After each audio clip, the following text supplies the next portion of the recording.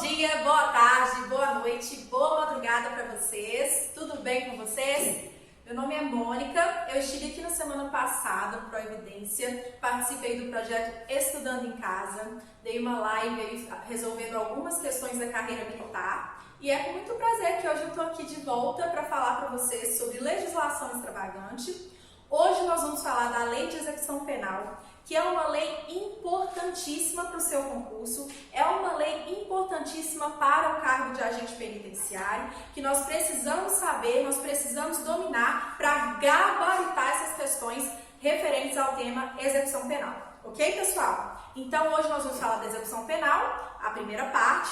Eu vou trazer para vocês aqui os primeiros artigos do nosso primeiro bloco. Vamos ver um pouquinho do RDD, né, que é o Regime Disciplinar Diferenciado, que é também algo que foi bem mudado pela lei anticrime, o pacote anticrime.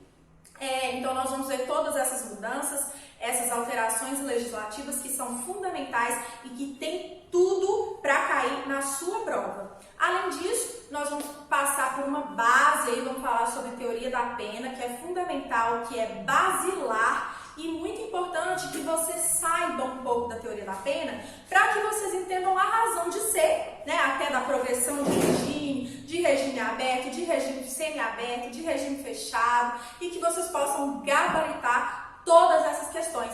Inclusive, pessoal, essa questão relativa à teoria da pena já foi objeto de cobrança no ano de 2013 pela Banca CESP, né? Então, para vocês verem o quão importante é, porque se cair na sua redação, aí você tem que dominar o assunto e escrever super bem para fechar, para tirar uma boa nota na sua redação, ok? Bom, eu não me apresentei na live, né? Para quem assistiu aí, viu um pouco, me conheceu um pouco. O meu nome é Mônica, eu sou advogada, sou professora, especialista em Direito Público e mestranda em Direito Penal, tá? Então vamos começar nossa aula?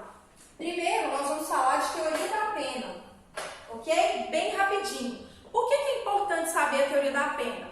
A partir da teoria da pena, a gente vai conhecer quais que são os objetivos da Lei de Execução Penal, o que a Lei de Execução Penal visa, né? E o que o direito penal adota como teoria, qual que é o objetivo da pena, né? O que a pena visa? Será que é só retribuir o mal causado com outro mal? Não é só isso. Então, na LEP, a gente vai ver a todo momento essa questão de reeducação do encarcerado, essa questão de reinserção social do encarcerado. Então, a todo momento, diversos artigos da LEP vão falar sobre essa temática.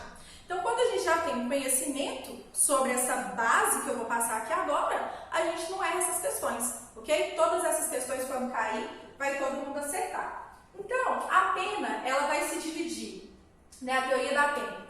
O direito penal, ele adota a teoria mista, unificadora ou eclética.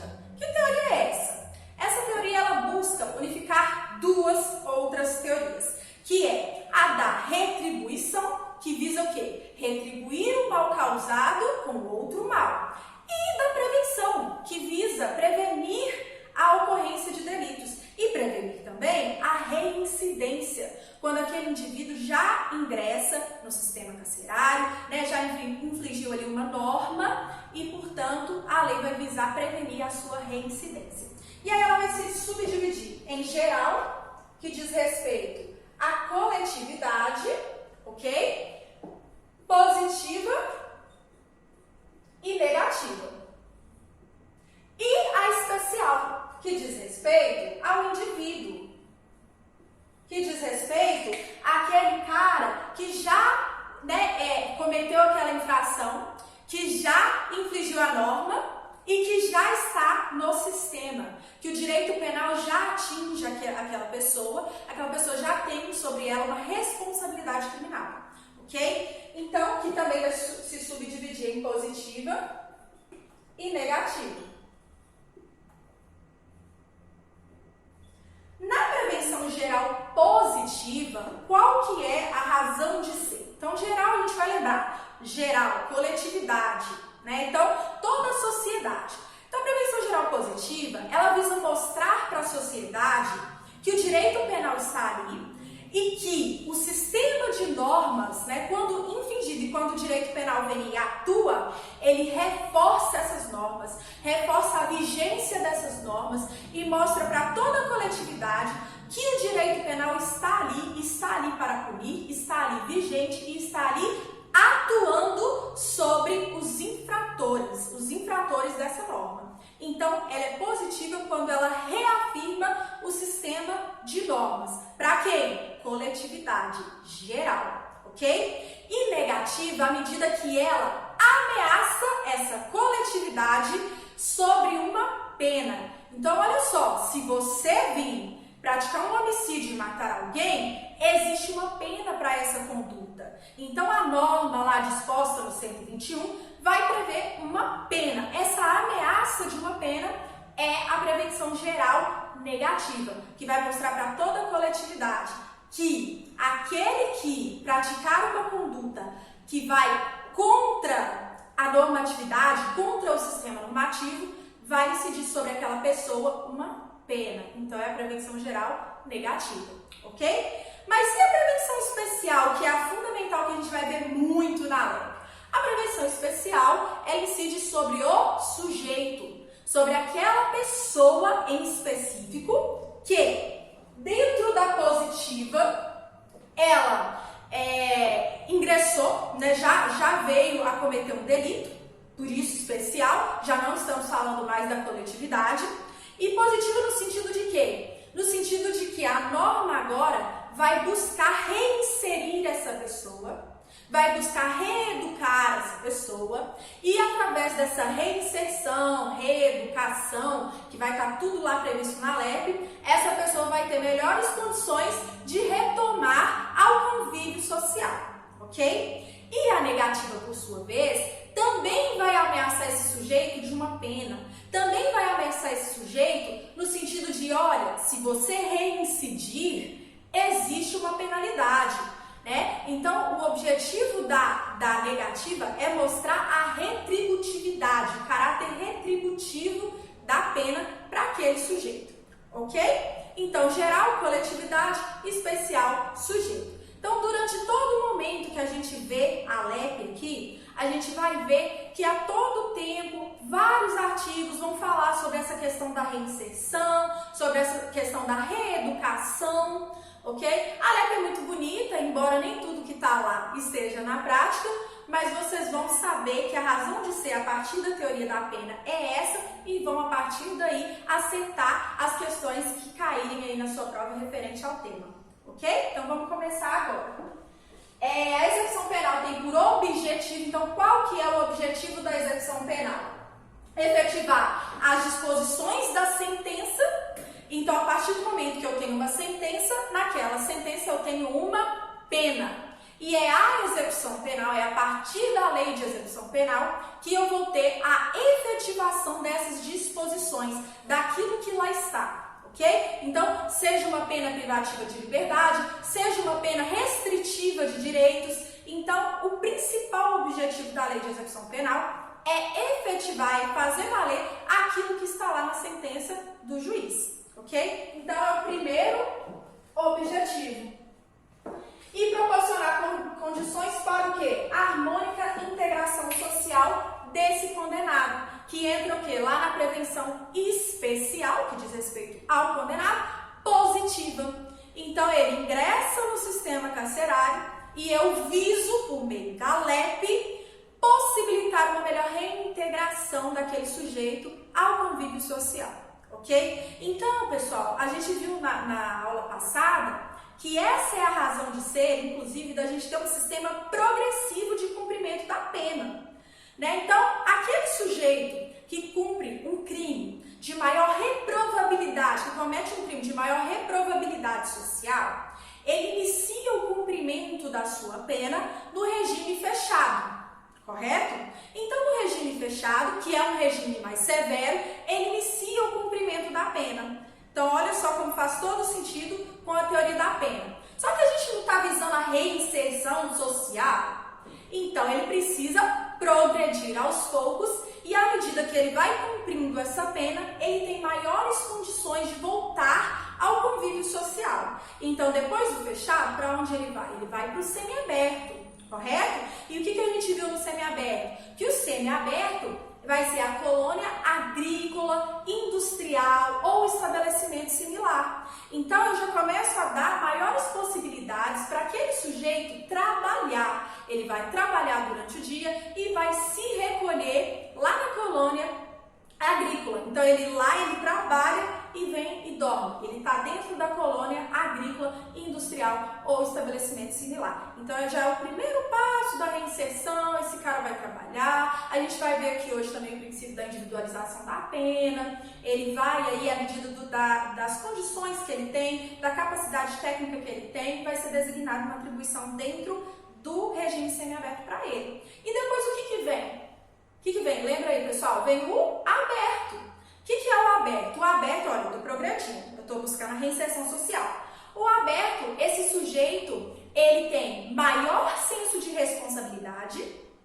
Por quê? Porque ele vai para a rua. Mas ele não vai para a rua para ficar à toa na rua. Ele vai para a rua para trabalhar ou estudar, praticar algum curso técnico, algum curso de formação. São requisitos, inclusive, obrigatórios do regime aberto. E como ele lá está fora do estabelecimento prisional, é por essa razão que exige-se então um maior senso de responsabilidade, conforme a gente viu aí nas questões da carreira militar que a gente fez na semana passada. Então, exige essa maior responsabilidade do sujeito, devido ao fato dele não estar dentro do sistema prisional, nenhum estabelecimento, e passar durante o dia ou estudando ou trabalhando fora do estabelecimento. E à noite, ele retorna para a casa de albergado. Então, tanto à noite quanto nos dias de folga, ele retorna para essa casa de albergado e lá ele fica, ok? Então, essa é a razão de ser desse sistema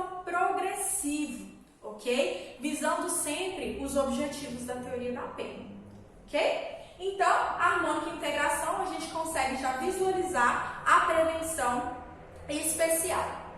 Depois, o artigo 2º da LEP vai nos dizer que a jurisdição penal ordinária, né? Então, olha só, dos juízes ou tribunais de justiça ordinária, em todo o território nacional, será exercida no processo de execução na conformidade desta lei e do Código de Processo Penal. Então, a legislação, a jurisdição, melhor dizendo, ordinária, ela vai seguir as diretrizes da Lei de Execução Penal e vai seguir também as diretrizes dispostas no Código de Processo Penal, ok? E aí a gente tem um detalhe muito interessante aqui nesse artigo 2º, já marca aí no seu vadimeco, que é o parágrafo único. Já pode marcar aí, porque toda questão que pode vir a ser uma questão casca de banana, lembra lá da casca de banana que vai te induzir ao erro, é o que vai cair na sua prova, né? Então não vamos errar, não vamos entrar em contradição, não vamos confundir o parágrafo único do artigo 2º, que vai falar o seguinte, que essa lei, né, aqui a LEP, ela também pode ser aplicada tanto ao preso provisório, por óbvio, quanto para a justiça eleitoral ou militar, quando recolhido ao estabelecimento sujeito à jurisdição ordinária.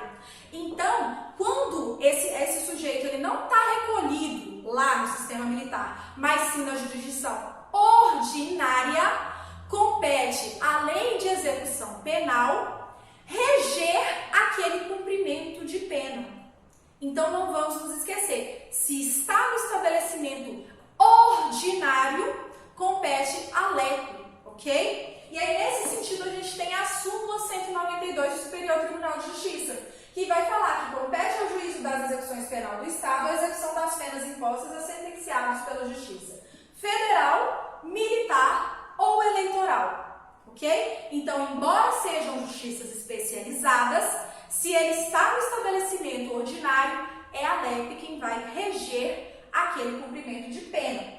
Então, quando recolhidos a estabelecimento sujeito à administração estadual. Falou-se em administração estadual, embora a condenação tenha advindo ali da Justiça Eleitoral, da Justiça Federal, da Justiça Militar, ainda assim se tem essa exceção, que é onde a LEP vai reger o cumprimento de pena. Então, se cair um casinho para vocês, falando de justiça militar, falando de justiça eleitoral, falando de justiça federal, e no meio do texto vir lá falando, olha, estabelecimento prisional estadual, já saiba, opa, se é estabelecimento prisional estadual, eu tenho a incidência da Lei de Execução Penal, eu tenho a incidência da LEP, ok?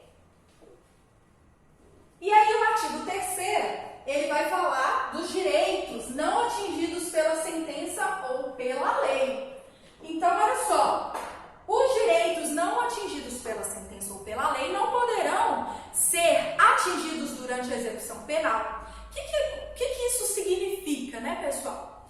A sentença, ela pode dispor de uma privação de liberdade, ela pode dispor de uma restrição de direitos, dentre eles os próprios direitos políticos, por exemplo. Mas aqueles direitos que não estão lá no dispositivo da sentença, que a gente viu que é o objetivo da LEP lá no artigo 1º, os direitos que não estão lá, eles não podem ser atingidos, princípio da legalidade, né, pessoal? Então, aquilo que não está na sentença não pode ser atingido. Então, veja bem, o cara, ele sofre um acidente, a viatura estava ali levando ele para o fórum, né, ia para a audiência, ele sofre um acidente, quebrou a bacia. E aí, eu vou largar ele lá no sistema penitenciário jogado?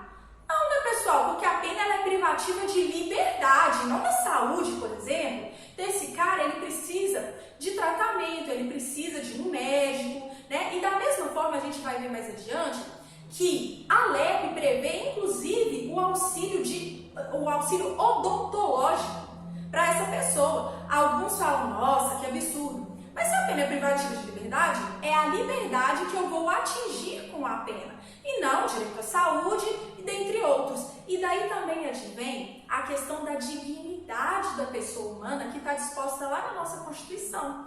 E vem o princípio da humanização. A pena, ela tem que seguir a humanização. Isso não só é um dispositivo constitucional, como também é um dispositivo de documentos internacionais de direitos humanos. Ok? Então, quando a sentença fala em privar a liberdade ou restringir determinados direitos, são aqueles os direitos que serão atingidos pela pena. Então, eu não posso atingir outros que não estão no dispositivo da sentença. Eu não posso atingir a saúde, a dignidade, ok? Então, essa é a razão de ser da LEP vir dispondo sobre esses auxílios aos encarcerados. Ok? Já falei lá no início, teoria muito linda, a prática não é bem assim, mas vamos nos ater aqui com a teoria, que a teoria é essa, ok? E aí, beleza, não haverá qualquer distinção no parágrafo único. O parágrafo único, ele vai falar do princípio da igualdade. Então, olha só, pessoal, a própria Constituição, ela já fala sobre o princípio da igualdade. Eu preciso ter essa igualdade, eu não vou distinguir os presos, dar tratamento diferenciado em razão de raça, em razão de cor, né? Só que veja bem, eu tenho uma exceção. Qual que é a exceção? Idade e sexo, ok? Então, para os maiores, né, os idosos maiores de 60 anos, por exemplo, eu vou ter diferenciações. O sexo, né? Então eu vou ter os presídios masculinos, eu vou ter os presídios femininos. Ok? Então, isso a gente chama, existe a igualdade formal, né, que está lá na Constituição, e essa diferenciação a gente chama de igualdade material, porque o que ela significa? Embora eu esteja dando um tratamento diferenciado, colocando num estabelecimento homens e em outro mulheres, meu objetivo aqui é permitir que exista uma maior dignidade em um e outro e evitar, inclusive, pessoal, a incidência de crimes de violação sexual, por exemplo. Então, a lei, olha só que interessante, o parágrafo único, ele não fala em momento algum sobre sexo e idade. Então, o que você vai fazer aí agora? Vai pegar o seu marca-texto, já vai marcar aí o parágrafo único e vai colocar sexo e idade, que seria o que? A exceção. Porque o que pode vir na assertiva da sua prova? O texto da lei e aí coloca a palavra sexo. Coloca a palavra idade, ok? Não caiam no quê? Nessa casca de banana, ok? Então, não pode ter distinção, princípio da igualdade, mas vamos nos ater à questão da igualdade material. Algumas questões precisam, necessariamente, diferenciação para que eu tenha a dignidade, para que eu tenha um bom cumprimento harmônico da pena e atinja ali o meu objetivo final, que é o quê? A reintegração social lá no artigo 1º, ok? E aí vem o artigo 4º e vai falar que existe o quê? A cooperação da comunidade na execução da pena e nas medidas de segurança. Então, pessoal, nós temos a cooperação de outras pessoas, não é só o Estado que está ali atuando, mas também a própria comunidade. E a partir daí a gente vai ver o conselho da comunidade, a gente vai fazer um gancho bem rapidinho, para a gente ver o que é esse conselho, quem compõe esse conselho, tá? Ele é um conselho instalado e composto pelo juiz da execução. Vamos ver os outros membros bem rapidinho, porque essas questões de composição de conselho, e tanto existe o conselho da comunidade como também existe o conselho penitenciário, por exemplo, são questões que caem na sua prova. Como que elas vão cair na sua prova? Elas vão colocar um membro a mais, um membro a menos, né? Então ela pega o texto legal e coloca algumas coisas, algumas partes para te confundir. Então a gente vai ver bem brevemente a composição desse conselho, ok? Então só para a gente lembrar, eu tenho a participação da sociedade. Eu tenho não só a participação da sociedade, mas eu tenho toda uma prestação religiosa, social, ok? Então trabalhos de fora que visam essa reintegração poderão ocorrer dentro dos presídios, ok? Então é uma tarefa principalmente do Estado, mas que também conta com a participação da sociedade. Então vamos marcar no artigo 4º, vocês já vão marcar aí, e vamos escrever os artigos 61, inciso 7, 66, inciso 9, 80 e 81, tá? Vocês já vão colocar aí, que são artigos que falam sobre esse conselho, tá? E aí vocês já vão fazer essa referência para que vocês não se esqueçam, ok? E aí quando cair que tem a participação da comunidade, vocês não vão se esquecer. E vão lembrar principalmente do conselho da comunidade, ok?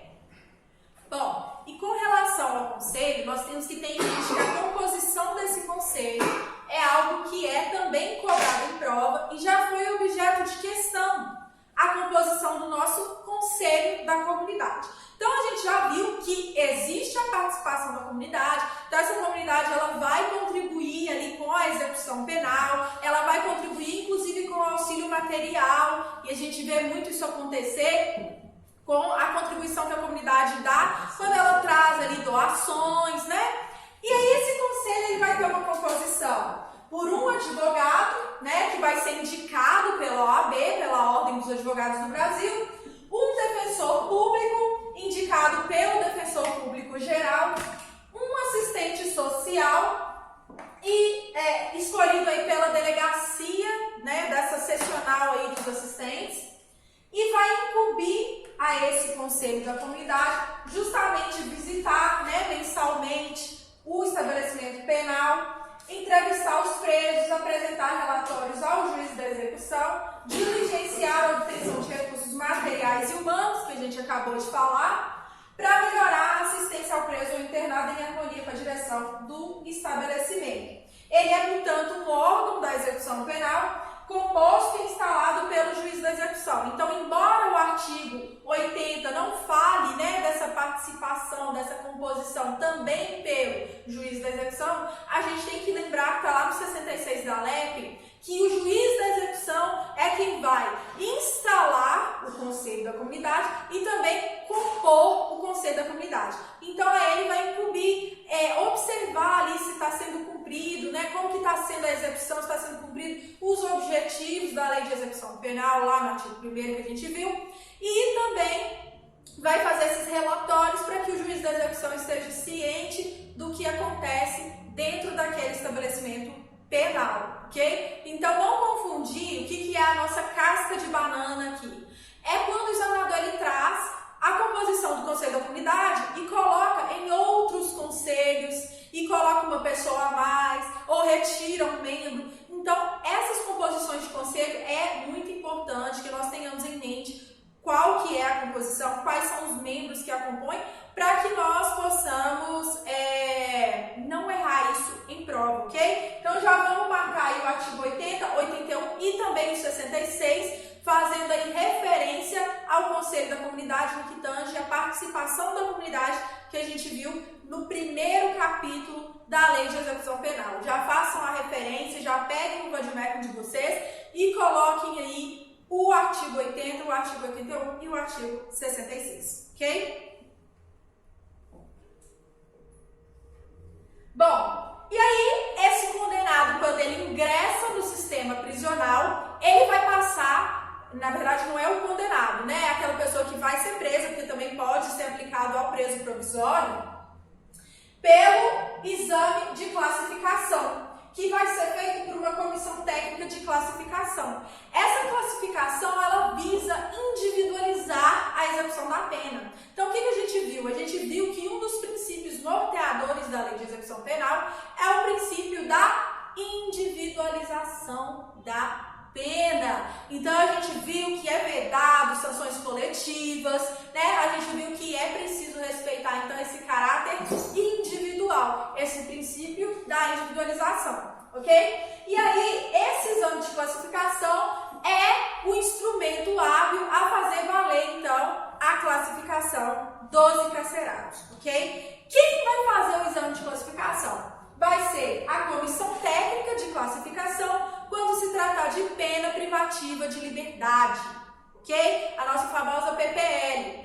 Quando não for pena privativa de liberdade, então vamos supor aí que esse condenado, né, que esse sujeito, ele vai cumprir uma pena restritiva de direitos. Não é o conselho, não é a comissão técnica quem vai fazer o exame de classificação, mas sim os fiscais do serviço social, ok? Então, a gente falou aqui que as exceções caem muito. Então, o que vocês vão marcar aí na leve de vocês? Já pega aí seu marcador, já pega aí o que você usa para grifar seu texto legal e coloca que o fiscal do serviço social é aquele que vai fazer esse exame para o condenado a pena restritiva de direitos. As penas que não são privativas de liberdade, ok? Então, já vamos marcar o parágrafo único do 7 ali, do artigo 7º, porque cai muito, a exceção cai muito. E a gente vai ver incidência em prova, inclusive, que vem trocando, que vem colocando ali que foi uma pena restritiva de direitos, mas que quem fez o exame de classificação foi a comissão técnica e, na verdade, não é. Na verdade, são os fiscais do serviço social os responsáveis por fazer esse exame de classificação, ok? Então, vamos manter isso em mente, essa diferença de quando é pena privativa de liberdade e quando não é pena privativa de liberdade. Isso é muito importante para que vocês não caiam nessas pegadinhas do examinador e possam gabaritar todas as questões de execução penal que caírem aí na sua prova, porque aluno do Proevidência não é a questão, não cai nessa casca de banana que eu já estou aqui passando para vocês e vocês vão marcar aí no seu vademecum, ok? Então, pena privativa de liberdade. E aí, olha só, ao condenado ou preso provisório, ok?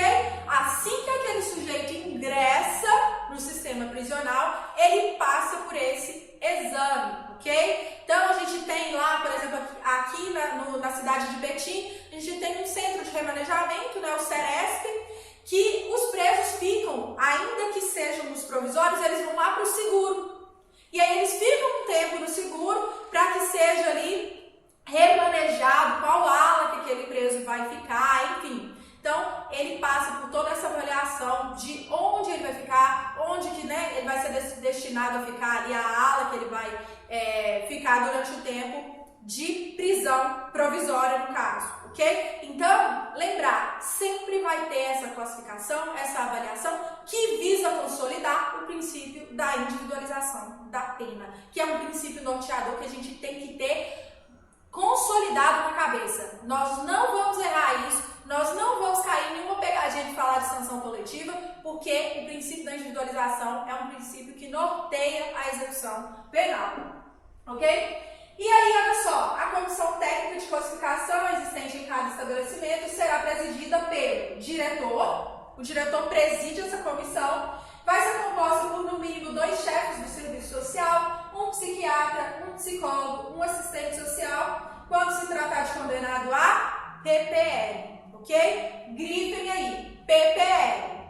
ok? E quando não for PPR, aí vai ser o fiscal, né? Os fiscais do serviço social. Então, coloquem essa diferença, marquem essa diferença no texto legal de vocês, porque cai muito. E não confundir comissão técnica com a comissão lá, que a gente viu lá do Conselho da Comunidade. Então, é onde eu te falei que os conselhos, as comissões, tudo que é composto por um grupo ali de pessoas, por diversos membros, o examinador gosta de tirar um e colocar outro, né? Para te induzir ao erro. Então, já marque aí quem é que compõe, para que você não erre questões que venham a te cobrar essa composição, ok? E aí a gente tem a figura também do exame criminológico. Então, eu tenho o exame de classificação, que é mais geral, né? E que vai ocorrer ali com a finalidade, né? Dentro do princípio norteador da individualização da pena. E temos também o exame criminológico. O exame criminológico já foi obrigatório, hoje ele não é obrigatório, ele é facultativo. Então, o juiz da execução, né, na sua decisão motivada, fundamentada, ele vai colocar ali a necessidade de fazer o exame criminológico. E aí, o que o exame criminológico, como ele é conceituado pela doutrina? Ele é biopsicossocial. Então, ele olha o critério biológico, psicológico e social, onde dentro desses 3 patamares se faz uma avaliação acerca do perfil daquela pessoa e se coloca ali aquelas informações no exame criminológico. Então veja, pessoal, ele é mais fechado, mais restrito a esses 3 patamares, diferente do exame de classificação que é feito ali com todos os presos que ingressam no sistema prisional. Então, é outra questão aí que a gente não pode confundir, que é a diferença entre o exame de classificação e o exame criminológico, ok? E aí a gente vai ver algumas considerações sobre o exame criminológico que também são muito importantes e que pode cair aí na sua prova. Quando se tratar, né, o exame que trata esse artigo poderá ser submetido o condenado ao cumprimento da pena privativa de liberdade em regime semiaberto. Então, ainda que o regime inicial de cumprimento da pena seja o semiaberto, ainda assim poderá haver o exame criminológico. E aí eu trouxe para vocês essa súmula aqui do Superior Tribunal de Justiça, súmula 439, que precisa de decisão motivada. É necessário, é imprescindível. E aí tome cuidado, porque se o examinador trouxer para você uma assertiva colocando que prescinde, né, que prescinde de decisão motivada, essa assertiva está falsa. Prescinde é dispensa. E na verdade não é uma coisa dispensável, é uma coisa exigida do juiz da execução, obrigatória. Então é objeto aí inclusive de súmula do STJ. Então coloquem em mente, o exame criminológico é facultativo, mas a partir do momento que o juiz da execução entende pela sua necessidade, ele precisa motivar a sua decisão, ok? É imprescindível que o juiz da execução motive a sua decisão, objeto de súmula do STJ. E aí, o STJ vem e fala que mesmo que inexigível, uma vez realizado o exame criminológico, nada obsta a sua utilização pelo magistrado como fundamento válido para o indeferimento do pedido de progressão de regime. Então, veja bem, ele é opcional, ele é facultativo. Se houver necessidade, se o juiz da execução entender pela sua necessidade, ele vai de forma fundamentada, né, na sua decisão motivada, ele vai colocar ali para que seja feito o exame criminológico. Mas, embora exista essa facultatividade, a partir do momento que o exame criminológico é feito, ele serve, inclusive, para servir aqui de motivo de indeferimento da progressão de regime. Então, esse exame criminológico foi desfavorável àquele encarcerado, né? Foi desfavorável, trouxe ali condições pelas quais esse encarcerado ainda não está, né, em condição de progredir de regime, em condição de ir para um regime mais brando. Então, eu posso utilizar o exame criminológico como fundamento do indeferimento da progressão de regime, ok? Então, não é obrigatório. A partir do momento que fez, aí sim posso utilizar, inclusive, para indeferir essa progressão. Tenham isso em mente. A partir do momento que fez, ele vai sim ser utilizado e pode sim indeferir a progressão, ok? E aí, vamos voltar aqui, né? A comissão no exame para obtenção de dados reveladores da personalidade observará a ética e tendo sempre presentes peças ou informações do processo, poderá. Então, olha só, aquela comissão que a gente viu que vai fazer lá, ó, vai consolidar a individualização da pena, que a gente viu, e que inclusive olha ali toda a questão do ambiente, né, todo o caráter social, de vida ali anterior, né, daquele encarcerado que agora ingressa no sistema prisional. Eles podem entrevistar pessoas, requisitar de repartições ou estabelecimentos privados dados e informações e realizar outras diligências que entenderem necessárias, ok? Tudo para quê? Para individualizar a pena, para olhar ali as características, as informações que se referem àquele encarcerado e, para tanto, podem contar com o apoio de repartições, né, de estabelecimentos privados, inclusive, ok? Então, marcar também aí o artigo 9º. E vamos lembrar aqui também do exame de perfil genético, né?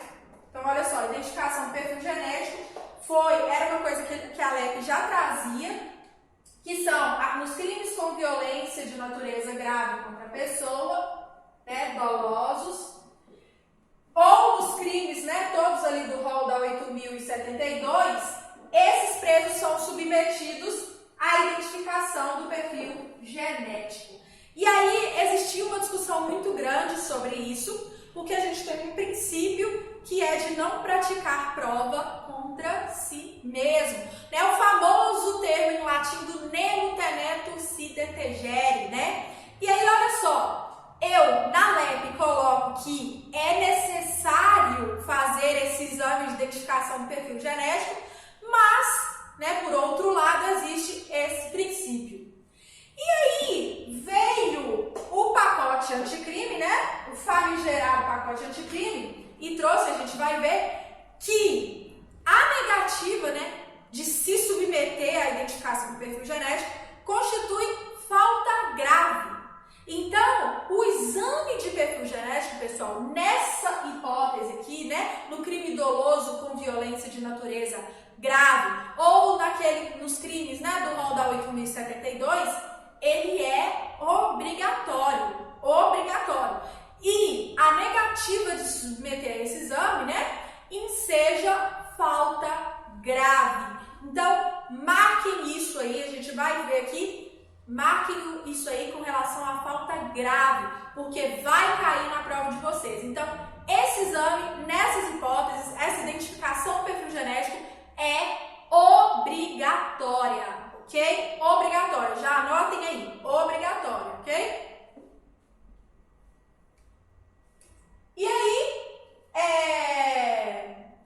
nós já temos aqui as diferenças entre o exame de perfil genético, as diferenças do exame de classificação, as diferenças do exame criminológico. Então, coloquem aí as diferenças, se preciso, né, você às vezes tiver dificuldade, ainda estiver confundindo, faça uma tabelinha com as características de cada um, né? Coloca aí no seu texto legal mesmo, um espacinho em branco aí bem rapidinho, para que você não confunda na sua prova, ok? E aí, o presídio, né, o sistema prisional, ele também precisa prover uma assistência material ao encarcerado, né?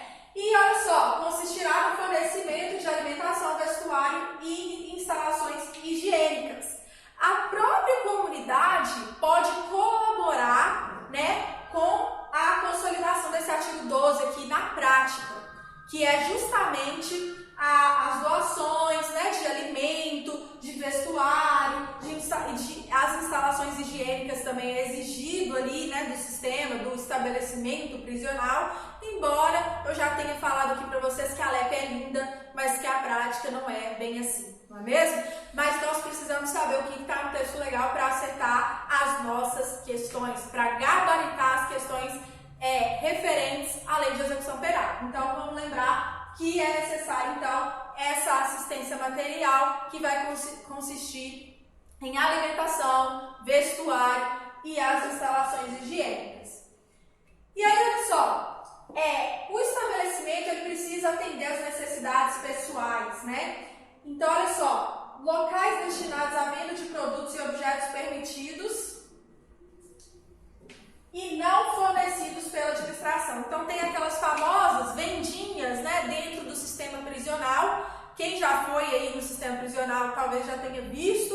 E desde que, né, esses objetos não sejam ilícitos e também sejam objetos que não contrariem os objetivos da lei de execução penal. Então, aquilo que a administração do presídio não fornece pode ser, né, pode vir a compor essas vendinhas, ok?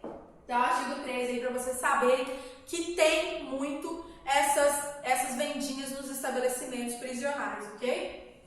Bom, e aí, artigo 14 vai falar da assistência à saúde do preso e do internado, de caráter preventivo e curativo, e que vai compreender o atendimento médico, farmacêutico e odontológico. O que as questões fazem, né?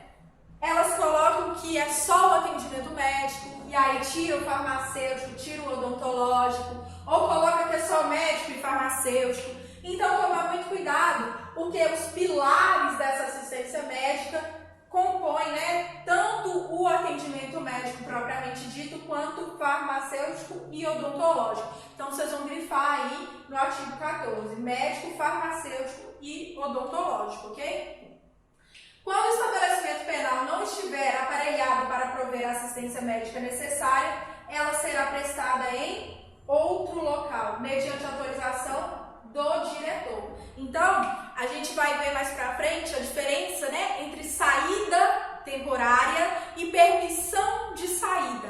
Aqui, pessoal, é inclusive uma hipótese de permissão de saída. Então, eu preciso atender uma necessidade médica, né, daquele carcerado, e aí eu, como diretor, autorizo essa saída para que então seja prestado esse serviço, seja prestada essa assistência, ok? Então compete ao diretor autorizar, né, fazer aí essa permissão de saída. Parágrafo 3º vai falar sobre o acompanhamento médico à mulher e vai falar sobre pré-natal, pós-parto, extensivo ao recém-nascido. Inciso 50 do artigo 5º da Constituição, né, vai falar sobre isso também. Já podem fazer uma referência ao parágrafo 3º e colocar o artigo 5º, inciso 50 da Constituição. E aí vamos lembrar, o recém-nascido até 6 meses vai ficar então ali com essa mulher, né, dada a estrutura que a LEP coloca aqui no texto legal. Depois disso, até os 7 anos, ela fica, né, essa criança tem o direito à creche penitenciária, ok? Então, creche penitenciária vai ali desses 6 meses aos 7 anos. Então, também já coloquem isso aí, né, já escrevam aí essa observação, porque pode ser objeto aí de casca de banana do examinador, colocar para vocês informações diferentes, colocar para vocês que não existe esse direito, colocar para vocês que vai até 3 e não 7, ou até 8 e não 7, confundir vocês aí na idade dessa criança.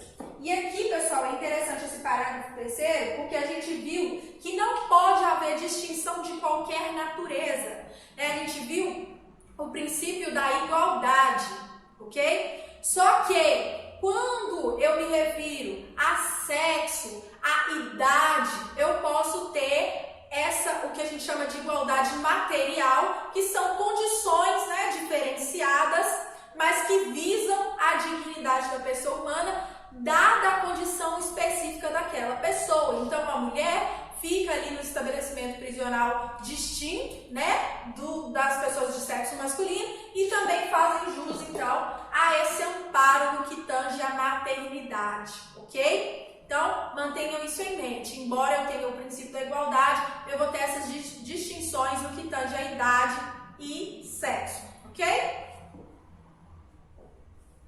Bom, e aqui a gente vai falar sobre a atribuição da defensoria, que também cai muito em prova, né? No nosso momento do bloco aí de questões que a gente vai fazer, vocês vão ver o quão importante é todos os artigos que a gente viu aqui até o presente momento. Então, os 204 artigos da LEP, preciso ler tudo? Preciso ler tudo. Mas vou marcar todos que estão sendo objeto aqui de discussão na nossa aula para que eu faça a minha revisão pré-prova, ok? E aí, olha só.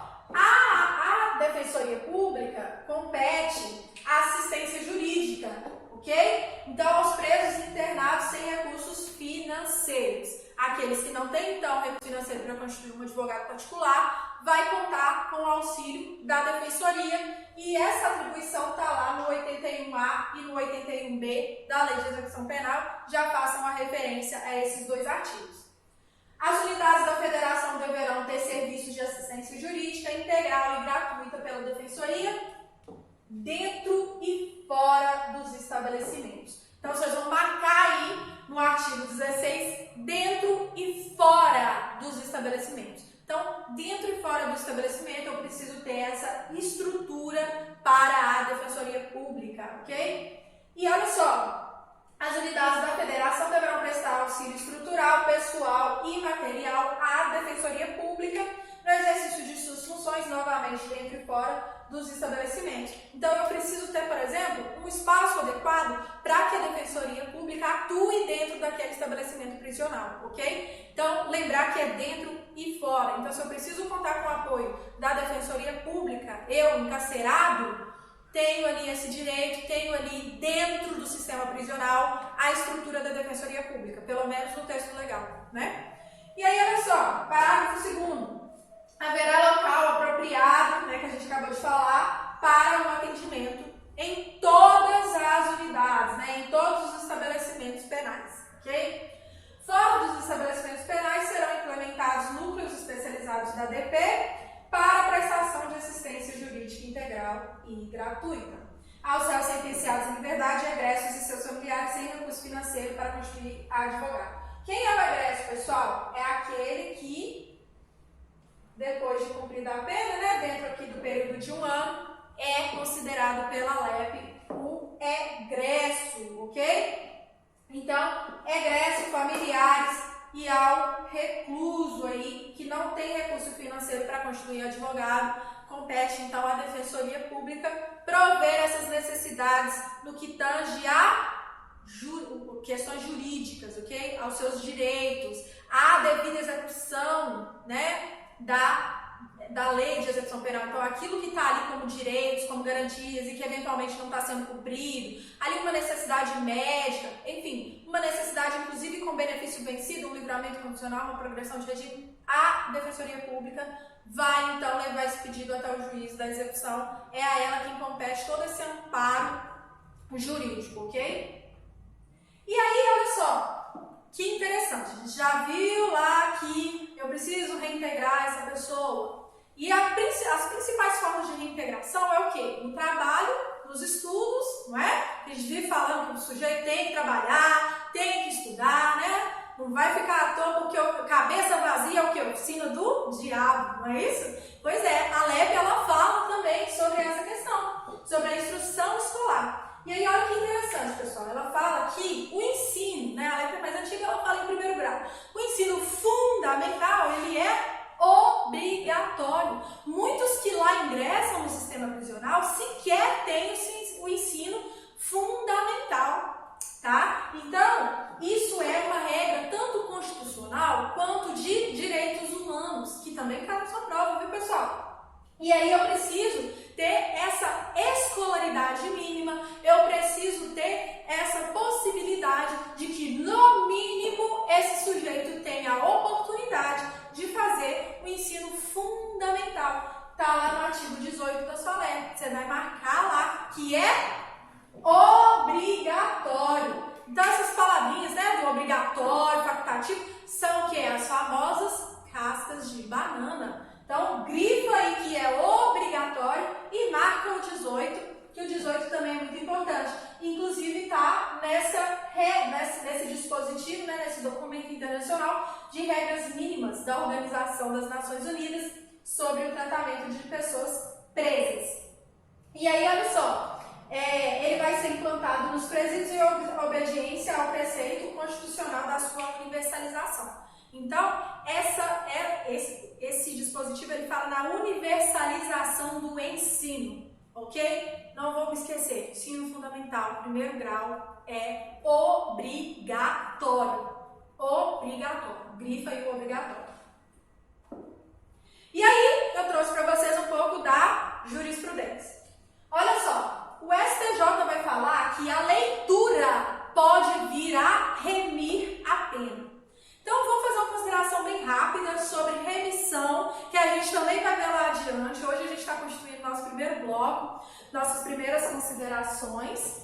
E aí ele vai falar sobre a possibilidade de remissão da pena com a leitura. Então, eu tenho o fundamental, que é obrigatório, então os estudos a gente já sabe que pode remir a pena, né? Então, vamos retomar um pouco. O STJ vai falar sobre a leitura em duas situações distintas. A primeira, o que eu falei?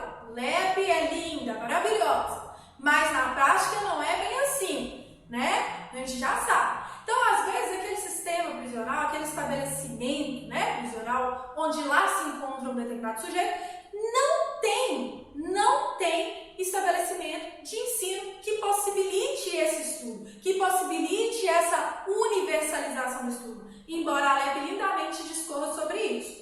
E aí, o que o STJ decide? Olha, a leitura pode vir a remir a pena, ok? Então, veja bem, a cada 12 horas estudadas, eu tenho a cada 3 dias, vamos lá, a cada 3 dias de trabalho eu tenho um dia remido. A cada 12 horas estudadas eu tenho um dia remido. E aí vocês vão pensar, poxa, mas aí o cara, né, vai fingir que tá lendo, vai fazer N coisas para ele poder sair rápido. Nossa, isso é só mais um absurdo, porque o cara não fica muito tempo lá e daí a pouco tá saindo. Lembra que eu falei que a falta grave tem incidências muito severas? Pois é, uma delas é inclusive excluir o tempo de remissão, que a gente vai ver lá na frente. Então, o bicho pega, viu, pessoal? O bicho pega. Então, a remissão é isso. A remissão é eu conseguir retirar, né? Eu tenho uma pena X e eu consigo reduzir um pouco dessa pena, remir um pouco dessa pena, por intermédio do quê? Dos estudos, do trabalho, ok? E aí, beleza, esse estabelecimento não tem nenhum estabelecimento de ensino dentro desse estabelecimento prisional. Não tem. E aí, essa pessoa vai, pela leitura, obviamente ele vai comprovar essa leitura, ok? Remir a pena, ok? A STJ já decidiu que foi o artigo 564, tá? E aí o STJ também coloca a seguinte questão: ainda que esse sistema prisional tenha a possibilidade de exercer os estudos, né? Tenha ali um estabelecimento de ensino lá dentro, ainda assim, se aquele sujeito exerce a leitura como uma atividade complementar, né, com horários compatíveis, por óbvio, ele pode remir tanto por aquele estudo quanto pela leitura. Mas lembrando, são horários compatíveis e essa leitura ela é complementar, ok? Se é uma leitura que está sendo feita durante o horário do estudo, por exemplo, não vai incidir essa remissão pela leitura a parte daquela que é pelo estudo, ok? Então, só para deixar claro que existe a figura da remissão que a gente vai ver mais adiante e que no estudo e no trabalho, conforme a gente também vai ver, pode-se remir, pode-se reduzir um período de cumprimento aí dessa pena.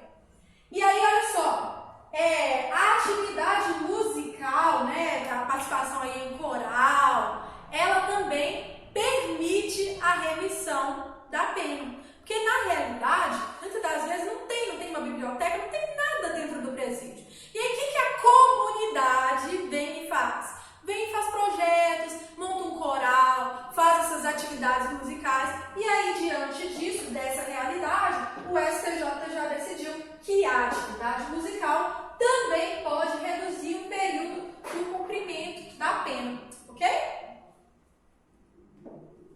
E aí agora a gente vai falar rapidinho sobre o trabalho, depois a gente encerra o bloco. Eu sei que foi muita informação para hoje. Estamos caminhando para o final. Segure as contas por aí, ok? Já marcou os artigos aí que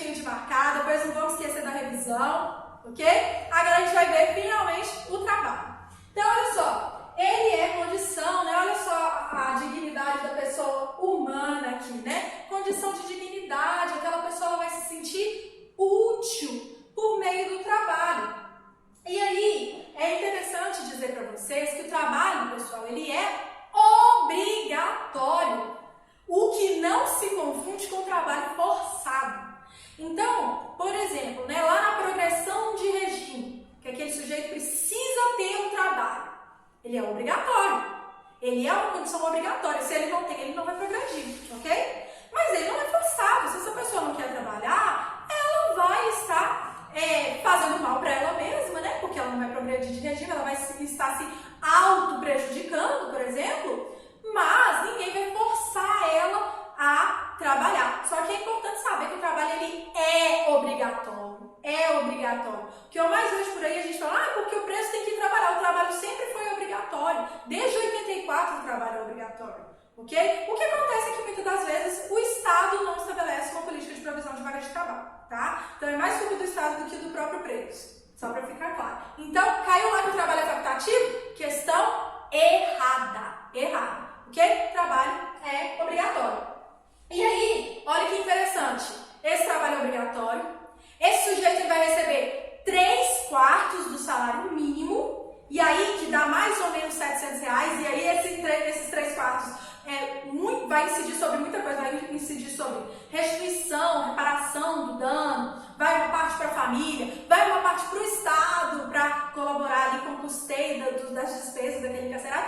E a mixaria que sobrar ali pode vir ir para uma poupança em nome do encarcerado, tá? Então, só para vocês entenderem que esse salário é bem menor do que o salário que nós temos, por exemplo, e que não vai incidir sobre ele a CLT, a consolidação das leis do trabalho. Então, ele não tem esses direitos trabalhistas, tá? Então, não incide CLT, não tem direito trabalhista e vai receber 3/4, tá aqui no 29, do salário mínimo, ok? E aí, olha só, essa remuneração, ela vai para onde?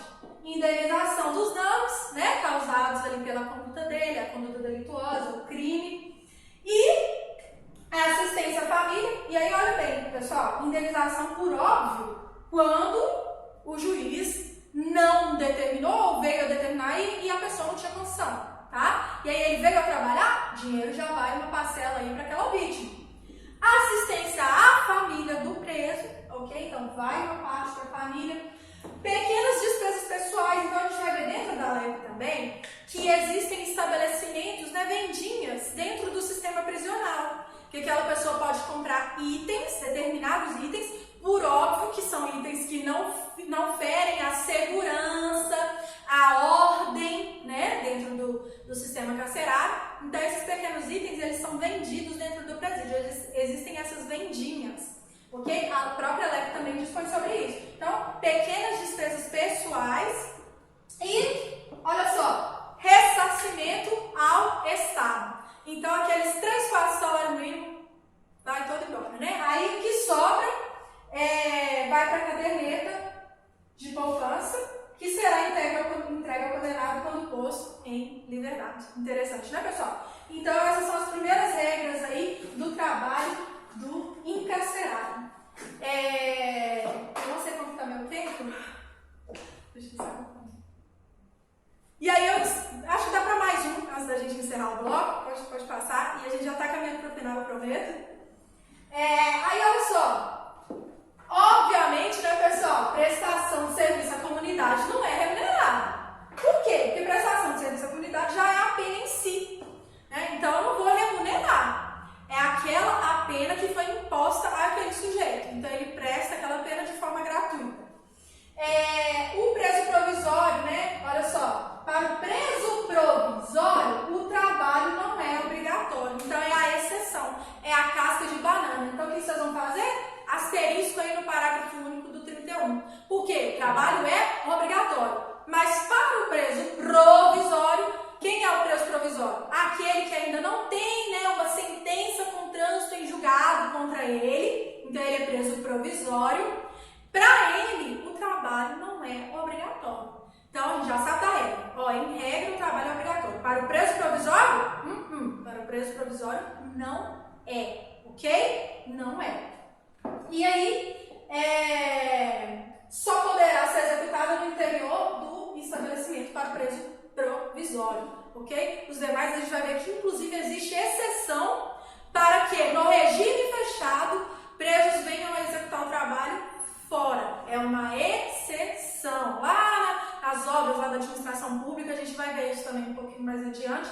Mas, regra geral, o trabalho vai ser obrigatório, para o preso provisório não, ok? E no regime fechado, a regra geral também é que se esse sujeito venha a trabalhar, ele vai trabalhar dentro, ok? Dentro do presídio, ok? E aí a gente já sabe o resto, né? Colônia agrícola ou estabelecimento industrial ou similar vai ter os meios próprios, por óbvio, né? Porque o sistema, né? O estabelecimento ele já é voltado a isso, para que esse sujeito trabalhe ali dentro, durma ali à noite e na casa de albergado, no regime aberto, ele trabalha na rua e volta à noite para o presídio, ok? A gente já sabe disso, já está na cabeça da gente, ninguém vai esquecer mais.